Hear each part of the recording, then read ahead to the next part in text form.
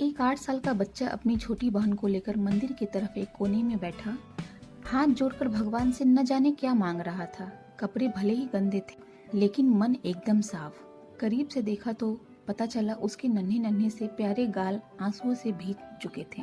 कई लोग उसकी तरफ आकर्षित थे पर वह बिल्कुल अनजान अपने भगवान से बातों में लगा हुआ था। जैसे ही उठकर चलने लगा तो एक अजनबी व्यक्ति ने उसका हाथ पकड़ा और पूछा, बेटा क्या मांगा भगवान से? उसने कहा, मेरे पापा का देहांत हो गया है, उसके लिए स्वर्ग। मेरी माँ रोती रहती है, उसके लिए सब्र। और मेरी बहन से कपड़े और सामान मांगती है, उसके लिए पैसे। अजनबी ने पूछा, स्कूल जाते हो ना? उसने कहा, हाँ जाता हूँ। फिर उस व्यक्ति ने पूछा, किस क्लास में पढ़ते हो? तो बच्चा ने कहा, अरे अंकल पढ़ते नहीं, मैं तो चने बेचने जाता हूँ। माँ चने पैक करके देती है, मैं वही पॉकेट स्कूल ले जाकर बेचता हूँ। कई बच्चे मुझसे चने खरीदते हैं, हमारा यही काम है। बच्चे ने एक एक शब्द अजनबी की रूह में उतार डाली। अजनबी ने ना चाहते हुए भी पूछ लिया कि क्या तुम्हारा कोई रिश्तेदार नहीं? बच्चे ने कहा, पता नहीं, लेकिन माँ तो कहती है गरीब का कोई रिश्तेदार नहीं होता। अजनबी ने कहा, तुम्हारी माँ एकदम सच कहती है। बच्चा बोला, नहीं अंकल, माँ रोज झूठ भी बोलती है। अजनबी चौंक गया।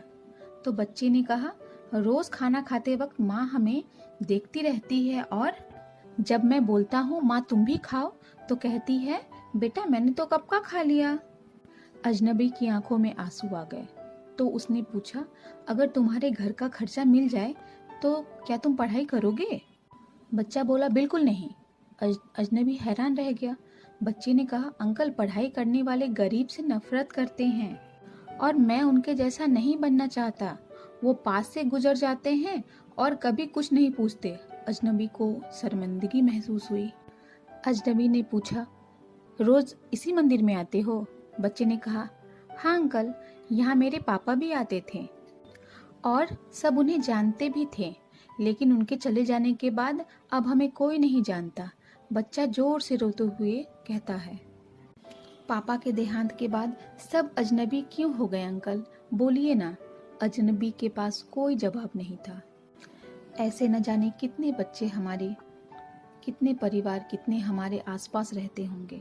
उन्हें यह भी नहीं पता होगा कि वह शाम को खाना खा पाएंगे भी या नहीं।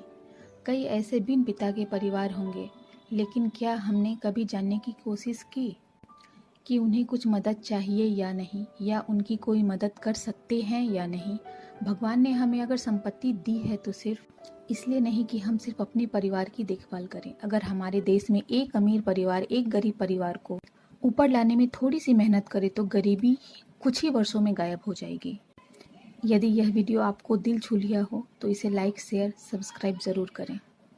आपके सपोर्ट की बेहद आवश्यकता है।